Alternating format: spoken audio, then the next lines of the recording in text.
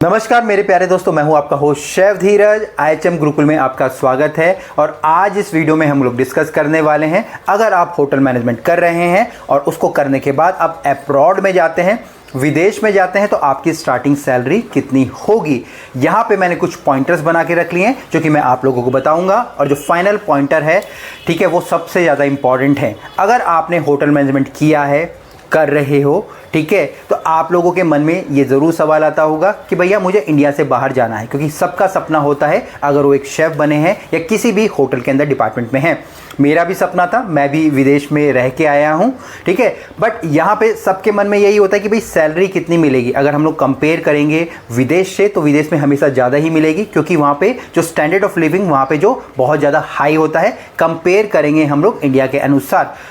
सबसे पहला यहाँ पे पॉइंट आता है कि आप किस कंट्री के लिए अप्लाई कर रहे हो।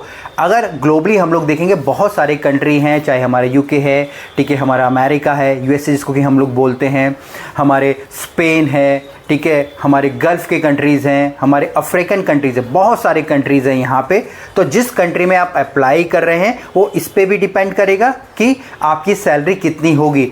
अगर आप इंग्लिश कंट्री जैसे अमेरिका में अप्लाई करते हैं, या फिर आप लंदन में अप्लाई करते हैं, ब्रिटिश में अप्लाई करते हैं, तो वहाँ आपकी सैलरीज वो हमेशा ज़्यादा ही रहेंगी। बट वहीं आप अफ्रीकन कंट्रीज़ में अप्लाई करते हैं तो वहाँ पे आपकी सैलरीज कम ही रहेगी। या फिर अगर आप गल्फ़ में कर रहे हैं तो वहाँ भी आपकी एक मिनिमम जो सैलरी वहाँ पे रहेगी। तो सबसे पहला पॉइंट है कि किस कंट्री में आप अप्लाई कर रहे हो। दूसरा यहाँ पे आता है, वो आता है कि आप किस पोजीशन के लिए अप्लाई कर रहे हो। आप लोगों को मालूम है किचन के अंदर ढेर सारी पोजीशंस होती हैं। कॉमी 3, कॉमी 2, कॉमी 1 की अगर हम लोग बात करें, CDP DCDP की बात करें, इसके बाद डिपेंड करता है आपके पास कितना एक्सपीरियंस है, ठीक है। ये तो दो चीज़ मेन होती हैं किस पोजीशन के लिए आप अप्लाई कर रहे हो, क्योंकि जिस भी पोजीशन के लिए आप अप्लाई करोगे उस पर्टिकुलर कंपनी में उस पर्टिकुलर पोस्ट के लिए एक सैलरी डिसाइड की होगी। फॉर एग्जाम्पल के लिए हो सकता है जो कॉमी 3 है उसके लिए वहाँ पे 800 यूरोज हो या डॉलर्स हो, कॉमी 2 हो उसके लिए 1000 हो, कॉमी 1 के लिए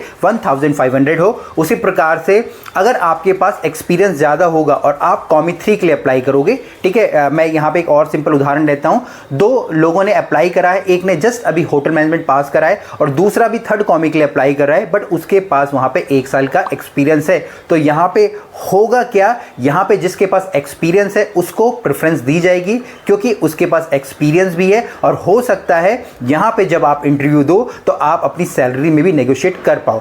हो सकता है जो वहाँ पे $800 या 800 यूरो मिल रहे हों, वो हो सकता है 900 या 950 हो जाए। तो इस चीज़ का आपको ध्यान रखना है।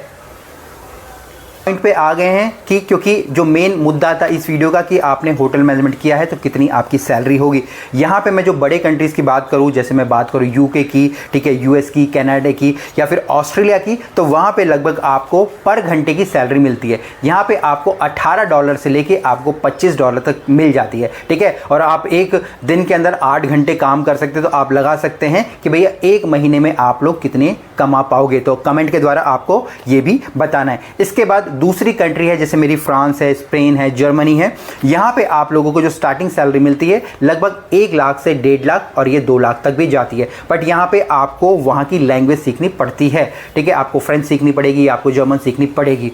वहीं अगर हम लोग 3rd कैटेगरी में आए, जो कि हमारी गल्फ़ कंट्री है, जैसे कि हमारी कतर हो गया, जिसको कि हम लोग दोहा बोलते हैं, दुबई हो गया, बहरीन हो गया, ठीक है, आपका सऊदीया हो गया। तो यहाँ पे जो स्टार्टिंग सैलरी होती है कॉमी 3 की, वो होती है हमारी 25,000 से लेके 50,000 तक, ठीक है। ये यहाँ पे बेसिक स्ट्रक्चर मैं आपको बता रहा हूँ। इसके अलावा डिपेंड करता है कि किस कंपनी में आप जा रहे हो, कैटरिंग कंपनी है, होटल है, रेस्टोरेंट है।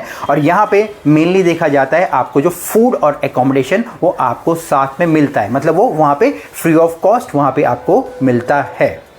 और भी कई सारी कंट्रीज़ है, जैसे कि हमारा जापान है, वहाँ भी आप लोग जा सकते हो। तो वहाँ भी स्टार्टिंग सैलरी आपको लगभग 50,000 तक मिल जाएगी।